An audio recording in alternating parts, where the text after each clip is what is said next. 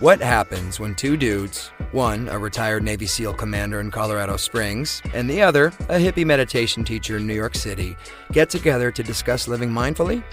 That's a great question, because we don't know what will happen either. Raw, uncut, and unapologetic. Welcome to Men Talking Mindfulness with co-hosts John McCaskill and Will Schneider. Each week, we take an authentic dive into how mindfulness continually impacts our lives, deepens our relationships, and allows us to be emotionally alive.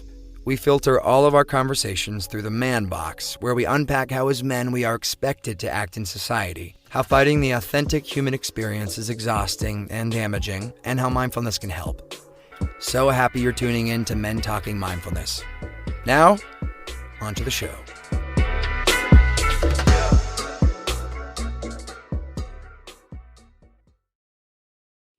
That's right. All right. Hey, John McCaskill here with Men Talking Mindfulness and my brother from another mother, Will Schneider, over there in New York City. Thanks for joining us today. Always a pleasure to have you. We are going to be discussing a chapter in Liz Plank's book. The book is For the Love of Men. And the chapter that we're going to be covering today is the Mancession, not manscaping, but Mancession chapter. It is a fascinating chapter on how gender bias and toxic masculinity has led to a mancession and how men are more affected by the recession, and how we, with that toxic masculinity, we are setting men up, we are setting women up for disappointment, failure, and a detriment to society. So that said, Will, hey, I know we were planning on having Liz here today. We do, for the audience, we are planning on having her here on Monday. She ended up having a scheduling conflict that made her not able to be here today, but she'll be here on Monday. So we're going to discuss a chapter of the book, but on Monday, we're going to discuss much more in depth the full book with Liz. And this being that we didn't write this chapter, Will and I may stumble through some of this today, but bear with us because it's fascinating and very important material to cover, and we hope that that you can learn from that. Sorry, Will, I've kind of dominated the intro there. Over to you, brother. Anything? No, that's okay. I mean, good to be here, John. Thank you for tuning in. We have, hey, this is, I think it's a moment of mindfulness for John and I and the show and all of us. Like, mindfulness is all about like going with what you got and pivoting in the moment if you need to. So Liz couldn't be here. Like John said, she'll be back on Monday. And just like a little, John and I are going to do the best we can to kind of understand on a deeper level and help you understand this masculinity, toxic masculinity, this whole Mancession part of the book, which is like the recession of men in the workforce over the last like several decades. Because there's a lot in this chapter that's going to help us identify, this gender bias that we have between men and women, and, what we can and can't do. So thanks for holding that space for us and being patient with us. And we'll have Liz here on Monday to help us to kind of unwrap and bring the expert in, because she has done an incredible amount of research in this book. And it's really like, John and I keep talking, off show about like how it's like, wow, I can't believe this. Wow, this is incredible. I had no idea like, this was going on. And I think what's important is to know that like John and I are coming from this from like, exactly that man box toxic masculinity vibe, because like I grew up a competitive athlete and all that kind of like masculine hive mentality of like bravado and conquering and success and destroying, your opponent and stuff like that. I mean, John, like you're come from like, God, of like the gladiator of all men in the United States, like kind of that, that Navy SEAL and the military. So just want to say thanks for everyone for being here today and going on this journey. And please, like, I think it's very important your participation here, things you don't understand, things you identify with, and also like not to take things personal, because you might actually feel, because I feel my defense going up when I'm reading Liz's book. I feel my defense is going up like, well, that's a bunch of BS, or like, what do you, because I feel challenged in some ways, with like understanding masculinity and what it could be versus like kind of where we are with masculinity and that whole idea and I still have trouble saying it, that whole toxic masculinity, because I don't want to think of myself as toxic, as a man, Right. but the values that I've been given and taught, and then even also exercised as a man, have definitely not created the results that what they could have been, being more holistic and wholehearted masculine man. Right. So Yeah, and we'll get into a little bit more here in a second. I do want to touch on, one thing that she mentions, not in this chapter, but in the book, is that, that defense mechanism that you mentioned that kicks yeah, in. A lot yeah, of men take, the rise of women as an attack on us, on our yeah, masculinity and on manhood. But in reality, if we can lift women up, we lift ourselves up too.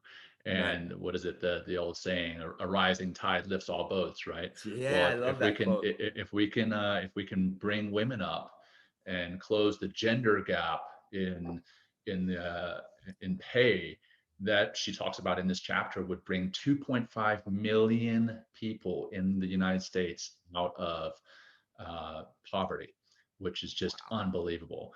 Yeah. And when we raise women up, that does not mean that we're putting men down. So that's Yeah. another disclaimer there. Yeah. So that said, man, let's kick it off with our normal practice and then our Yeah. mindful moment for the week. Okay. You want to lead the first one, or should I? I would, let me lead I'll do the grounding exercise. Be Okay. cool. Okay. Yeah. So wherever you are, whether, listen to this on replay or right now, like if you're sitting, or if you want to take a moment and lie down, or if you're standing up, wherever you are and listening, just take a moment and, make some sort of contact with yourself, feel your feet on the floor, or if you can maybe even interlace your fingers just to kind of make contact there, and really coming into yourself, and then finding more of yourself by closing your eyes and releasing all that, that visual data that is streaming through our eyes, and just go on the inside. And then just take a couple breaths just to find this moment and find ourselves here and now. And also the breath helps us to relax mind, body, and emotionally. So let's just take a few big breaths. Start with an exhale and see if you can push all that breath out. Even pull the navel in to extinguish all that exhale. And then take a nice big inhale through the nose. Bigger, bigger. Try to fill a big balloon in your entire torso. And then just exhale through the nose, nice and smooth, long and softly. And notice how you can control your breath, right? Inhale again, controlling the volume of your inhale. So you can find a bigger balloon, even just slightly on this breath. And then take a smoother exhale. Feel your spine, feel your hands, feel your feet. Again, big breath in. Exhale softly through the nose, long, exaggerated exhale. And a few more breaths. Bigger, if you will. Exhale. And just a couple more. God, it's around that fourth breath, John. I'm already starting to feel a little more relaxed. It's crazy how it works, And hope you're feeling, those are listening, feeling that same kind of vibe out there. Exhale, let it go. And we'll just do one more. Inhale. And exhale. And let's just all try to collectively, for our work, and just set a collective intention of just being open and just receptive, instead of like imposing beliefs or battling against. And instead of bringing up that shield that John kind of mentioned at the beginning to protect, what if you just, one of the key aspects of mindfulness and emotional intelligence is that vulnerability. So just being open during what we're going to talk about today. And that's going to help. Opening is going to help us to listen.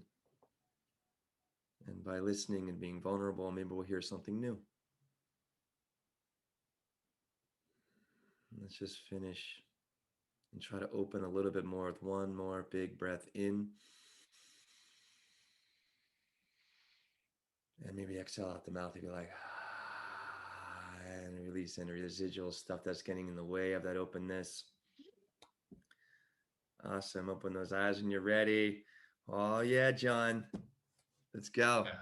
Man, I almost went to sleep on that one. That was I know. simple but calming, very calming. Yeah. So thank you for that. No, you're welcome. Yeah, man. So um, it's pretty amazing just how just a few breaths, like where you're focusing on nothing but the breath, how that can completely change your perspective, change where you are in your mind and your nervous system and your body. But the mindful moment this week, last week for me, it had to do with my daughter. This week it has to do with my son, which is ironic, or maybe it's not ironic. Maybe it should be that way, being that we're discussing toxic masculinity. And I actually sent you an image of this earlier, Will, earlier this week. My my daughter and my wife, they're out of town. They're out at Lake Tahoe doing a girls trip, like a ski trip, and then it's me and my son staying at the house this week. And my son was running around the playroom and found a little princess dress. If you're familiar with the Frozen series, Anna and Elsa, he comes up anyway. He grabs a dress that is Anna's, which is the younger daughter in the Frozen movie. And he comes up and he's like, Anna, Anna. And I'm like, yeah, that's Anna's dress. And he's like, Anna. And I'm like, oh, he wants to wear the dress. And I put it on him. And I have to admit, well, I felt a little uncomfortable, which is what, some of what we're going to talk about today. But I felt uncomfortable putting a little princess dress on my 1.5-year-old boy. But then I took a step back. I'm like, I'm reading about this very subject matter right now, and here I am acting as though this is wrong. Which, hey, he's 1.5 years old. He doesn't care. He just wants to run around and wear a dress. So I put it on him, and he was laughing and giggling and having a grand old time. And I was like, man, that's my mindful moment for the week. Take a step back, realize if I don't put this dress on him, what am I teaching him? And if I do, what am I allowing him to experience? So that was my mindful moment for the week. This is going to extend a little bit longer than we normally do, but I want to ask you, John, right now, and for the audience, for you, it's like, how do you feel about talking about that right now? You know what I mean? Yeah, great question. I mean, I'm sure that we'll have people listening or watching later that would be like, what the heck is John teaching his son, right? Yeah. And because I'm perceiving what other people may be believing or thinking, there's a little bit of me that's like, oh man, what am I teaching my son? But luckily I have Liz's book, and I've read this recent, well, I've read the whole book, but I've read this chapter again recently in preparing for today's show. And it's showing me that by allowing our sons to do some things that little girls traditionally do, we're not necessarily feminizing our little boys, which even that statement in and of itself, feminizing our little boys, that's a terrible statement, because that implies that feminizing is weakening. Right. So I want to be clear. I'm not weakening my son by teaching him or having him run around in a dress that he wanted to wear. He is doing what he wanted to do. And, if he plays with a doll, and we'll get into this later in the show, he can learn love and empathy and compassion for other human beings. And that's a huge piece of what is important in the workforce. That's a huge piece of what is important as a good leader. And so taking a step back and realizing that I may be actually setting my son up for being a happier and healthier father, a happier and healthier young man, a happier and healthier man in the workforce, as a member of the workforce, or as a leader in the workforce. I feel great about it when I take a step back and I look at it through that lens. Well, I think that perspective is really important, John, that grand view, like you said, we're going to dive into, and it's funny how we're going to really link like this Mancession, like the problems that men are having in the workforce because of masculine or toxic masculine or hyper masculine values. and how it's like eliminating, jobs for them, and also the emotional intelligence that is required, that actually elevates success. And the indicator of all success comes from emotional intelligence. So thanks for sharing that. I might've been a little uncomfortable, John, but No, it was I gotta good. say, like, we might as well confront it right now, to be honest with you, because it's like, this is like, we might be the, the sacrificial lamb in some ways, and just kind of like tearing down our own beliefs, and that's what it is, men talking mindfulness. And I didn't know that our, that this is where to be going, No, not at all. but this is where we need to be. And this is all on also, John, this is vulnerability, right now, us talking about this. And thanks for holding this space, and thanks for everybody for not, being with us on this journey.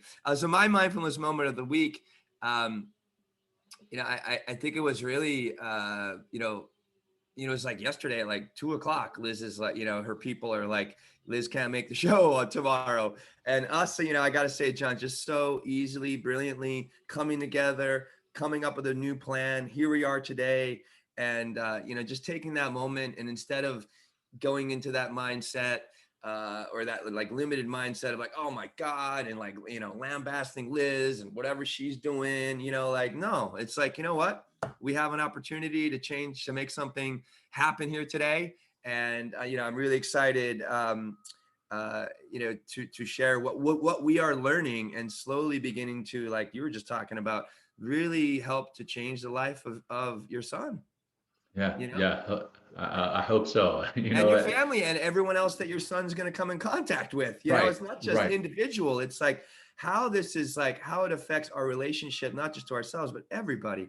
And that's what's so really empowering about this. And so that's great. That's great.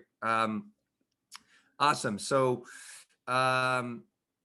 we're like, why don't we start? Man, I'd love to kind of just riff off what where we started there, right? I mean, this isn't exactly how we plan on the discussion going, but because we talked about my little boy running around in a dress, and that's actually going to, I'm sure, come into play several times in this conversation. But one of the pieces that Liz starts this chapter off with is when she's giving a talk. And I know you have that part highlighted in your book there, and what she asks the audience.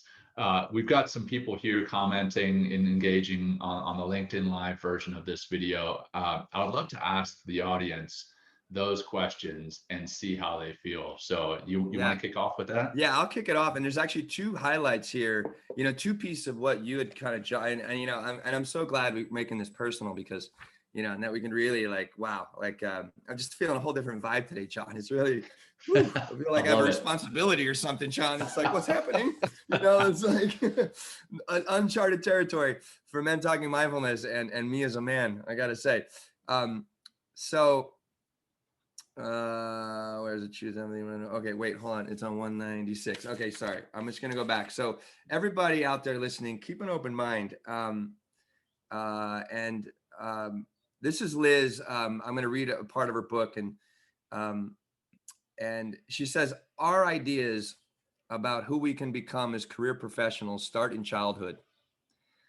After all, one of the first questions we ask children is, quote, what do we do, or what do you want to do when you grow up, end quote. When I speak to adult audiences, I usually start my talk by asking who has kids. After those people raise their hands, I tell them to keep their hands up if they have ever told their daughters that they can do anything that a boy can do. Most people proudly keep their hands raised. If you're out there, raise your hand, right? Yeah. Most people proudly keep their hands raised. When I ask who has told their son that they can do anything that a girl can do, the room goes silent, because almost every single hand goes down. Wow. Yep. I just want to double back on that with this. Oh boy, I'm sorry. I'm like fumbling through our book here. There's, is it 202? This is the one thing that, yes, there it is. Okay. This uneasiness with boys playing with anything that could be attributed or associated with girls relies on a steady fundamental belief that cuts across society. that being feminine is weakness. If what women did weren't so devalued, men would have no problem engaging or dabbling in any of it. If there's nothing wrong with femininity, no one would be worried about men exploring it, just like your son wearing a dress. In other words, the reason why we as a culture are scared of men acting like women is because we diminish the feminine. Whew. Yeah. I mean, like, let's let that land for a moment and take a breath, right? It's Yeah. like, Yeah. and that's just really kicks off, so much of this conversation. And so where do you want to go with that, John? Yeah, I mean, well, I mean, I don't know if any of the audience is comfortable answering that question, but like you saw, I mean, I had my hand up. I have told my daughter, who granted she's 2 years older than my son, so she's almost 4. I've told my daughter, hey, baby, you can do anything that you want. You can do anything that a man can do. You can do anything that you want, period. Yeah. I have told my son, in much less language because he's only just now learning how to speak. But I told my son, hey, you want to, when there's an astronaut on the TV, I'm like, hey, you can do that. When there's a military member on the screen on the TV, I'm like, you can do that. But if there's a nurse or a teacher, I don't mention anything, right?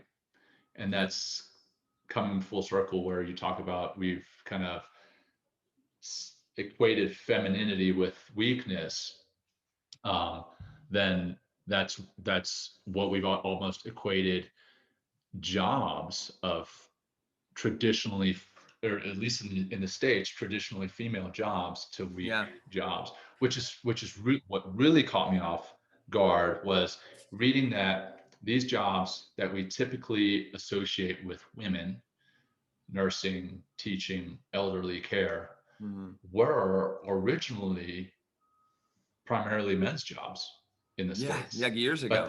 But then somewhere along the line, politicians and teacher reformists or education reformists realized, you know what, we're paying the men this amount, but we could get away with paying women much less. Let's do that. Let's offer a much lower wage, wages that men were not prepared to accept. And in that, the jobs suddenly became more populated by women. So it's wild to read this chapter and see that, but then coming full circle to the toys, and it really blew me away reading this chapter talking about the different. If you go to a toy store, you go to Walmart, even Walmart, you go to the toy section, and you've got boys aisles and girls aisles. But not only that, what is in those aisles, right? So I literally this week, again, with my son, went to Walmart and I was walking down the toy aisles just to see. I was like, you know what? I've never really paid attention. But you walk down the little boys aisle, quote unquote, what's traditionally a little boys aisle, and you see monster trucks and Transformers and GI Joes and guns and all these weapons. You take the shopping cart right around the corner and you go into the traditionally girls aisle, and you see princesses and pink and purple and horses, and we are right there teaching our little boys and girls that there are defined gender differences. And not only are there defined gender differences, but we're teaching the little girl, hey, you can be a princess, or you can be work in the equine world, or be a nurse, but we're not teaching the little boys the same. And then you flip that around, we're teaching the little boys, hey, you've got to destroy and break things. With all your guns and Transformers and monsters. It's just wild. And I've never really thought about it or looked at it through that lens. So I've been rambling, man. No, I mean, I could pick right up, John, because you bring up a lot. I mean, you bring up a lot. It's like, so just think about these toys, John. Like we get into, I don't have Liz breaks this down in very great language in the book, but just what you're talking about, boys and girls, I'm going to say a couple things. It's like by and one of the problems that we talked about as far as men being in the workforce is like men being unwilling to accept jobs that have been thought of as traditionally feminine, like that require empathy and compassion and kindness, and whereas like if we're walking down, like, I mean, we're walking down boys and girls aisles, which were not the norm, until about what they said, the 80s, right? I'm going to talk about that in Disney in a moment. But like, just think about, if we're just manual physical labor for boys and, guns and aggression and fighting, with military and stuff like that. So by playing with those toys, like what at such a young, incredibly impressionable age for children, are we kind of like emotions are we instilling in them at a young age? Aggression, we talk about this in our other, like last season, aggression and dominance and, and anger and how that's like, just acceptable.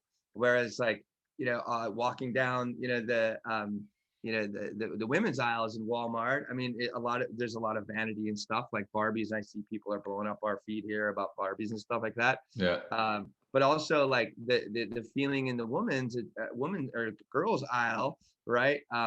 Is more of that empathy, that compassion, taking care of things, dolls, and is it any wonder that we grow up as we do because of how we're raised and also boxed in gender roles at an earliest development and the most impressional development in our lives is those first 5 years of our life. But also, I think capitalism is also creating a lot of this division between genders. They in Liz's book, she does the research and talks about it wasn't until like the 80s and 90s that it was Disney that they started making billions of more dollars when they started masculizing or making toys, gearing toys towards boys and gearing toys and playthings to women or girls as well. And just think about it, like capitalism, it's all about making more money, right? A lot of these corporations at that time, I'm sure, were run by men. So like completely, and not even thinking, long term, like you kind of mentioned about your son, not even thinking about the social and societal impacts that this is going to have that we're talking about right now, right? Only gearing towards profit. And just think also that is still incredibly pervasive in our capitalistic society today. Instead of looking at fiduciary or like the responsibility as of a company in a society and what is proliferating, is it all about profit, or should it be more about the people and society?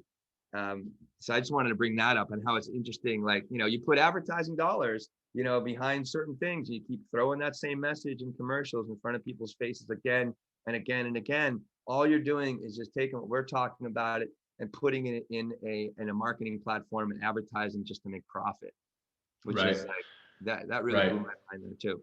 Absolutely, man. And I want to address some of the comments here. Yeah. One comment says, "I'm not sure if playing with Barbie at 2 years old shapes much of anything, nor do I believe telling a kid to play with G.I. Joe instead creates a toxic male. The point is, despite your influence, preference in toys isn't a value." And I'll be completely honest. When I was reading this initially, I was like, okay, Liz, what's your point about the toys? It's not that big a deal. But then she does further explain that those are your kids' very early stages when their brains are so malleable and everything that they are learning is learned in play. Yeah. So it can be, and I leave it open to you as viewers and listeners to potentially read this book if you care to, and see how this does in fact affect our brains at a very young age, as a 2-year-old, and what we are telling our little boys and girls by telling them which toys to play with, that's actually forming opinions of what gender should be doing what job, which comes full circle to the Mancession piece, and how the recession actually had more of an effect on men, because so many of the jobs that it affected ended up getting automated, and those jobs that were automatable, if that's a word. We're making up all sorts of words Yeah, today. I know, right? But yeah, so if we're those jobs that were all automated, they were more traditionally the men Right. jobs, Yeah. quote unquote, male Mhm. jobs, male dominated jobs. So like working on oil rigs, working on coal mines, working in factories, Mhm. those types of jobs. So the recession actually lasted, if you look at how it affected men versus women, it lasted longer for men than it did for women Yeah. because of what was accepted as a man's job. Men that had been working traditionally men's jobs, after the recession was starting to come to an end, they could have gone and gotten other jobs, but they were not, one, they weren't seeing them as viable options, and two, if they did, they felt that if they applied, they would either be ostracized or they wouldn't have been accepted, but that for the job. If they had been accepted, then they would have been ostracized by their buddies who were coal miners or oil rig workers or factory workers. And I have nothing against any of those industries. I just want to be 100% clear here. I have utmost respect for anyone who is Mhm. out there working their butts off. But I also want to make sure that we show that there is a difference in how it can be perceived, those different jobs. So Yeah. and what's really funny, what she points out about the coal mining industry, and again, nothing against coal miners, but the industry could definitely use some overhauling and some probably some feminine influence. But they talks about how the industry actually made it almost cool to be this manly man in a mine, and made it weak to admit that you were struggling with the health effects of working in the mine. So a black lung, if you claimed anything, then you are weak. But it talks about, I think it's 1 in 5 is the number. 1 in 5 coal miners are affected by this, and Yeah. how dangerous that is, and how the industry has made it almost verboten to talk about the health effects, and not only verboten but feminine or weak Yeah. in doing that. So it's Yeah. pretty wild how, yeah, it can all be traced back to what we're teaching our young men and young women about what is and what isn't a male job or a Yeah. female job. Yeah. Well, I actually, Mr. Graham brings up a good point, which I want to get to in a second, as far as like blue collar, and like strength of a man versus like, the strength of a woman. But what actually, I want to just jump back really quick, John, to kind of, or not jump back, like, you talked earlier, or someone talked about like toys at a young age, right? Liz brings up a great, and she's really done her homework on this book, John, like, cause it's just like, oh, wow. Like I don't know how many people, and I think we'll ask her next week, or someone remind us out there how many people she actually interviewed for this book. I mean, it's got to be dozens, if not over 100 or more. So this is, they're talking about toys again. Um, and then there's two examples here. Can you imagine a boy learning to cook and care for others from an early age? The humanity. One man talks about the only present on the list of his seventh birthday being a blueberry muffin, a dog cupcake, which is essentially a stuffed puppy inside a cupcake. He remembered having a meltdown and crying so much when he didn't receive it that his father finally bought it for him, but instructed him to keep it hidden inside the house so no one would see him with it. Right? One more piece here. Another man recounted being only 5 when he was playing with a plastic toy shopping cart that happened to be pink. I carted it around, a quote, I carted it around our yard, moving my action figures and the like. He said, we were having a barbecue, and some of my dad's friends were teasing him that I was playing with a pink shopping cart. While I was distracted, they took it to the far back and smashed it and threw it in the trash. And I was like, wow. I mean, this is not only toxic masculinity from a societal pressure kind of view, I mean, talking to a very impressionable 5-year-old, or teaching him like, whoa, that's not something you do at a very young age. And how is that going to affect him later on? but I just thought that'd be interesting. Here's two stories about what we were talking about with toys having an impact on not just the child itself, but here are grown men being activated, and I guess that hyper masculinity kind of armor, being like challenged, and here they are doing something physically about it, and not really thinking about the long-term effects of that child at all. Right. Yeah. Yeah. And the the effects that it has in them in the short term and long term. Yeah. And again, to address some comments here, Yeah. are we debating biology and the fact that men are typically physically stronger, so a lot of the time they go into the manual labor jobs. Mm-hmm. Not debating that. I agree that is a lot of the time what guides a man into a job is Mm-hmm. he may be physically stronger.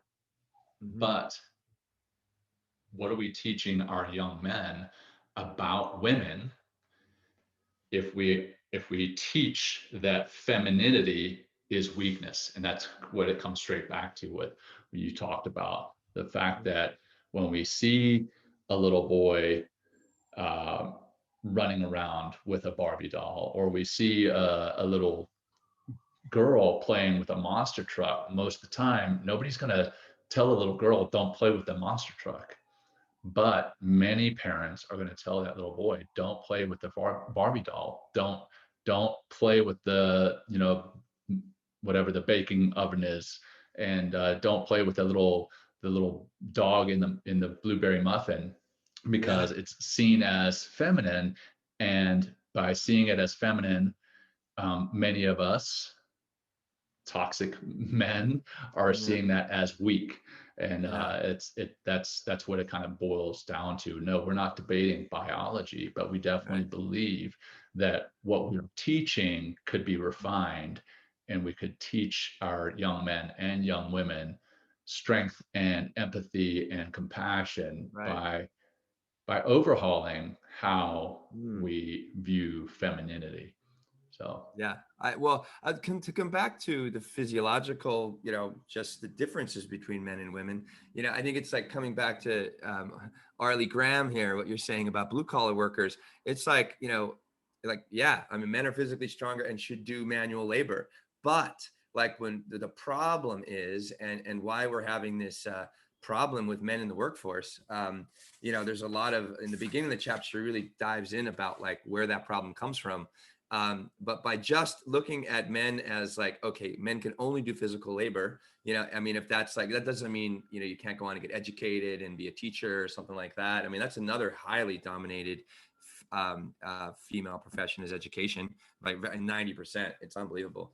But it's like, don't box ourselves in by only being able to exude physical strength and that like power, which brings us into that dominance and that anger and that like sense of masculinity. And it really like kind of up levels like our testosterone in some ways, because it feels great. I love being able to move stuff and, and like do push-ups and, I love that stuff about being a man. It's great. And like, but what are we missing? Like, the whole thing about this Mancession, it's like, if we're only being rewarded for what we can do because of our masculine power and physical prowess that we've been given, right? It's like, what are we missing on the other side? Because I have here, it's like, you said robots are really taking away so much of those physical jobs. And they're just going to, we're going to see a lot of that, John, coming out of this COVID recession. You're just going to see automation be taken over because of like, it's like, if anything that is like a job that can be replaced by a robot, they're going to do it because they're going to save money and they're going to make more money, and they don't have to pay insurance, and they don't have to have like, suggestion boxes and complaints sent to the HR office. You know what I mean? It's like, because the robot could just, upgrade. And I understand that, so right? Instead of us being, continually rewarded as men just for our physical prowess, it's like, and women just being, only or really rewarded or kind of boxed in jobs that are traditionally have more compassion and empathy and those types of things. Like it's like we're trying to, like, I guess, so, bring the spectrum of humanity, into the workforce, and not being kind of boxed in by other men saying what we can and can't do because of how things have been traditionally done. I mean, it's just not working, Yeah. John. It's just not Right. working. Yeah. So, No, it's not. And I want to progress further into a man's life or a mhm. person's life. We've talked a lot about early stages with the toys, but I also want to talk about how you talk about corporate America making money and everything. Well, some have tried to actually make some of these traditionally female jobs more appealing to men, Mhm. but their way of doing it has been very interesting. It's by further propagating the what is perceived as manly. So Right. Liz brings up an example where there was a billboard that said, "Are you manly enough to be a nurse?" Yeah. And it had it had men standing there with like snowboards and other quote unquote manly things. And what does that do? So it says that you have to be this I won't say anybody that runs around with a snowboard or a gun or is necessarily a toxic male. And I won't say that all masculinity is toxic either. I pride myself in a level of masculinity, Yeah. but when that's what you're trying to sell to bring men into a job, then that might be sending the wrong message. And what we could be doing rather is saying, hey, do you want to learn to be empathetic? Do you have the Right. compassion that it takes to be a nurse, even Yeah. though you're male? And that, I think, is the important distinction that we need to make, is that in in corporate America, in the world writ large, men can be compassionate, and being compassionate is not a feminine exclusive trait, and it is not a sign of weakness. And that's something that we've talked about in our show before. Compassion is actually a sign of strength, and compassion is required to be a good leader. To be a good leader, you need to understand what your people are feeling. You need to offer them psychologically safe spaces, and you need to be able to or want to do something about what it is they're feeling to improve their lives, to improve their situations. So not only does it offer you the ability to see more jobs if you're a compassionate male, Mhm. but it also empowers you to perform better in those jobs Yeah. if you have the compassion. And that comes full circle back to what it is we're teaching. We're not teaching against biology. We're not teaching against nature, nurture. We're not necessarily having that discussion, at least not at the Yeah. extremes. But what we are doing is, what are we teaching our young men and young women about compassion, empathy, Yeah. and femininity versus weakness and strength? Yeah. Well, a couple things come up for me, John. It's like that whole, like, are you man enough to be a nurse? Like, I mean, that sign right there, and now I'm sensitive to it, is immediately throwing women under the bus as weak.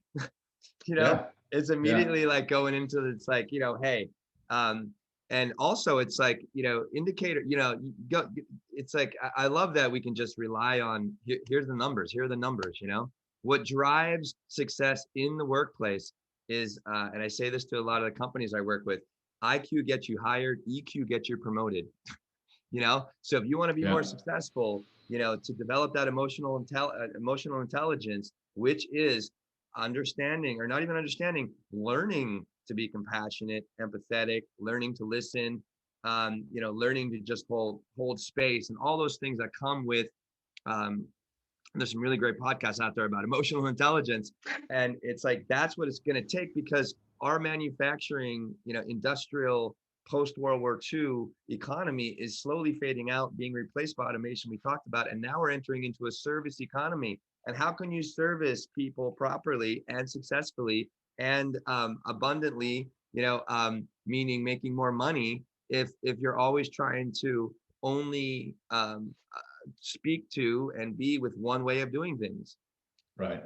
It's not like, hey, you can take hyper masculinity, toxic masculinity. You can make a whole business model on that, you know, and you could probably do it very well the way we can do echo chambers on the internet and stuff like that. But it's like, you know, I mean, it's you know, I get, you know, so I'm kind of, you know, talking out of two sides of my mouth here. But how is that going to make you feel at the end of the day? You know, it's like, you know, and living in service economy, living in service of others, you know, that's that vulnerability. That's like, that's that that biology that's inside of us that allows us to, that helps us to thrive, because we have those oxytocin and all these amazing hormones that help us to, you know, to literally like light up our biological and humanity in a lot of ways. Right. Yeah. Wow. This is Yeah. like, this has been a really good conversation, John. And Yeah, man, challenging in a lot of ways. I feel like, see yeah, go ahead. the comments are blowing up. So I'm excited to see who will tune in on Monday when we do have Liz on the show. And you know, she's much better at explaining all the facts and figures. I mean, this book, as I was telling Will yesterday, is just so packed. It's so dense with the data, with the studies, and it's just it's mind blowing. So yeah, if you get a chance, please, you know, join us on Monday. Not that we're wrapping up just yet, but I do want to, you know, just put in another plug. I'm forgetting off the top of my head what time we were going to be on Monday. Oh, 1:45 p.m. Monday. 1:45 p.m. 1:45 Monday, which will be the 8th of February. There you go. Thanks. I just want to say one thing about comments. Like, people are commenting on each other's comments. Like, be kind. Like, you know, like, I mean, I know Karen's like a big fan. I talked to Karen last Friday for a while. She's such a great woman. She's a friend of yours too, John. You know, it's like, you know, we get to, at this space, I think it's really important to remember that we get, everybody is welcome, every mind is welcome, and we get to really learn from each other. And the only way that we really learn is to create a space and an environment that, you know, we're you know, that we can just be compassionate and be kind and actually take a step back. And like, I love what you said in the very beginning, John, is like, instead of looking at trying to defend yourself now or defend your belief now, it's like, what if you look like a couple of days from now, or a couple of weeks from now, or like a couple of years from now, and how this topic right here, and all, like, it could be emotions that are coming up because of that toxic armor that's got to be like, you know, pinged a little bit with some of this language and what we're talking about and these concepts. What if you just be vulnerable, be open, just listen, right? And what I love about mindfulness, John, and this is just the mindfulness kind of big moment for all of us, it's like how once I start to hear and learn and actually begin to experience, I take it with me. And then I start walking down the aisle of Walmart and be like, oh my God, here it is, right in my face. Like, I hear it. And, you know, I'm so much more sensitive to these concepts in all aspects of my life, because it's incredibly how deeply they're entrenched in our society, in almost every single place, to jobs, to education, to you know, to the arts, you know, it's all there. It's unbelievable. If you start looking at this masculinity, toxic masculinity, you know, but also, I mean, I think it's important, you know, of devaluing the strength of women, you know, and what they can do, and who women are. It's like, it's everywhere. I mean, I see it in my family, you know, I mean, now I can hear like old conversations I've had, or like ways that I've been taught. And in some ways it's like, wow, it's very, guys, it's very humbling, John. And I think that's why we're kind of like speaking in a very different tone today, because like, I feel like I'm just receiving a lesson, but also being very cautious and careful about like how I'm really talking about this, because it's all very new to me in so many ways, like so many ways. So thanks for holding the space, John. And you know, I'm really happy and so love all the engagement we have today. And thank you for all your patience. Yeah, and you know, Graham, I know, actually, I just saw Graham's all over this. I just saw an article, because I sit in a men's group every Monday, and the men came through because they're very also triggered by toxic masculinity. And there's an article, Graham, that I'll share with the group or on this page about toxic femininity. it's real too. I mean, it has to be, right? Because it's both sides. You know, if there's extremes on one side, there's definitely extremes on the other, like 100%.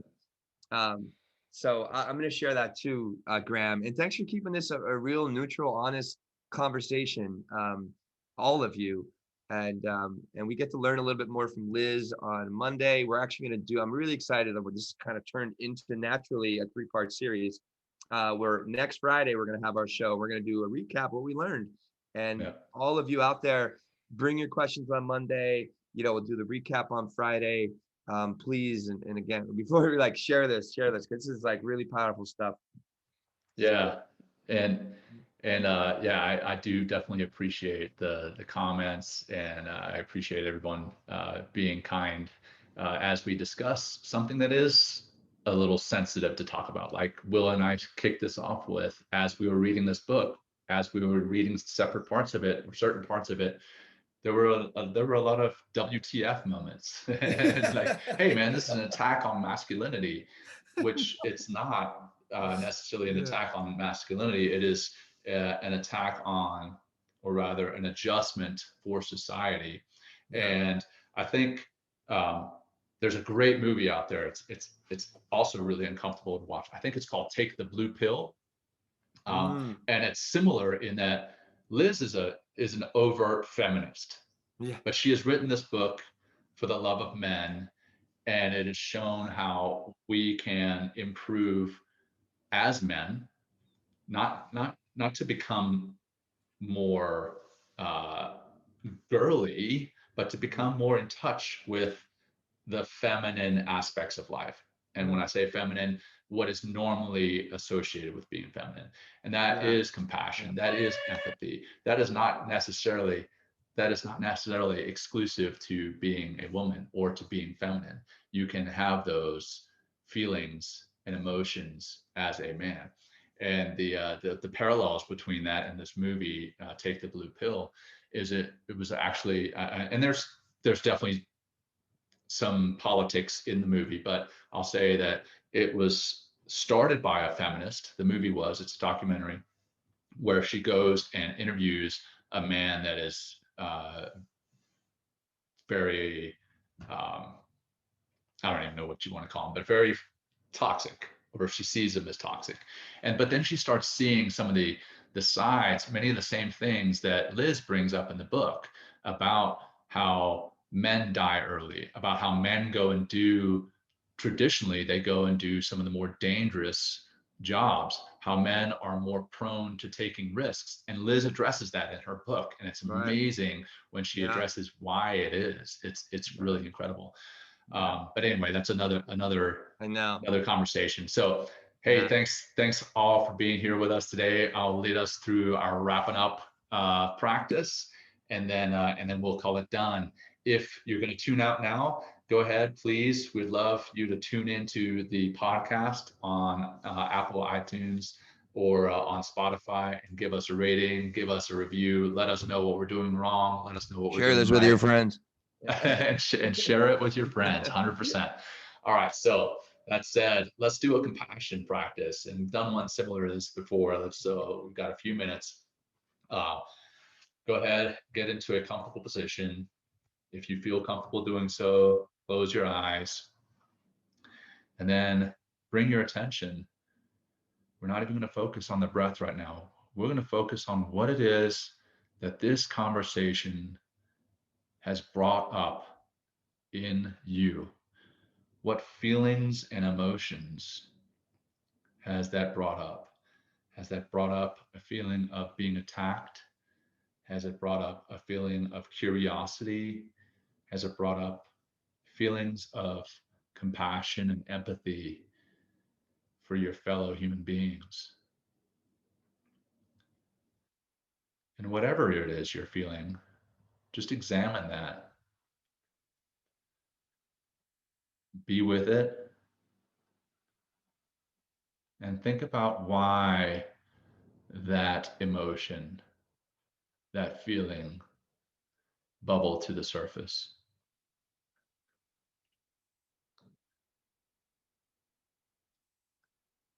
Is there a primary emotion that has led to a secondary emotion. And if what you're feeling is a secondary emotion, anger, rage, defense, peel back that onion for a second and take a look a little bit deeper and see if there is anything else that is driving that.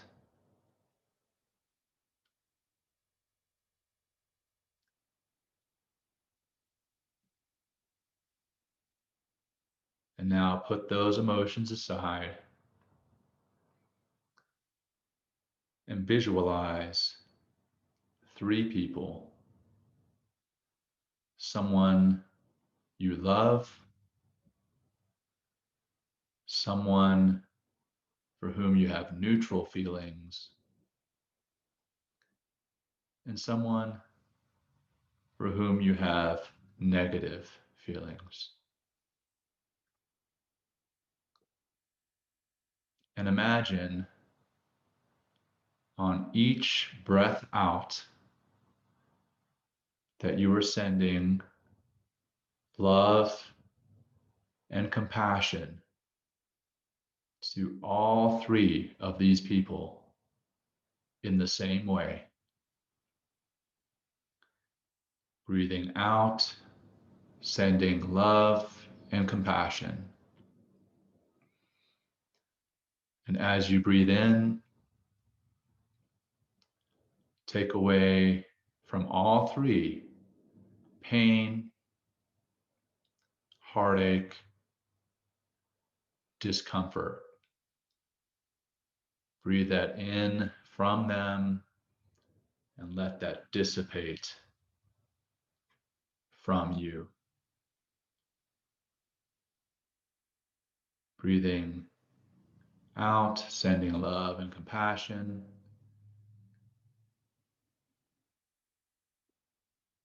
Breathing in, taking away pain and heartache.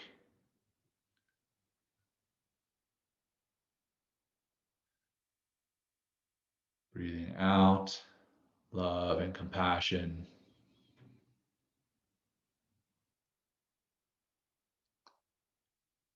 And breathing in and taking away their pain and heartache.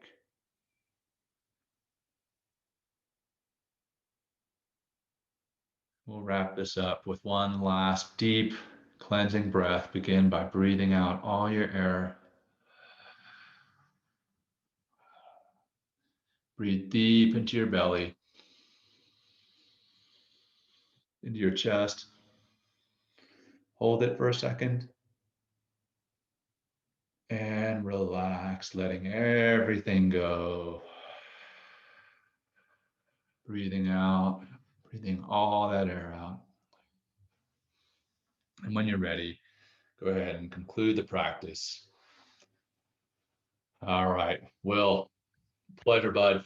Wow, Thanks John, so much, man. I still feel uncomfortable. It's weird. I don't know. It's like, I mean, thanks, Yeah, John. Like this is it really, is. It's an uncomfortable topic, man, but it's I think it's important discussions to be had. Yeah. And we hope that you can all join us on Monday to have a further discussion on this very topic in much more detail with Liz. So thank you for joining us. Yeah. Everybody have a wonderful weekend. Yeah. Take Hey, thank care. you, John. Thank you, everybody out there. And got you on Monday. Thank you so much. Peace.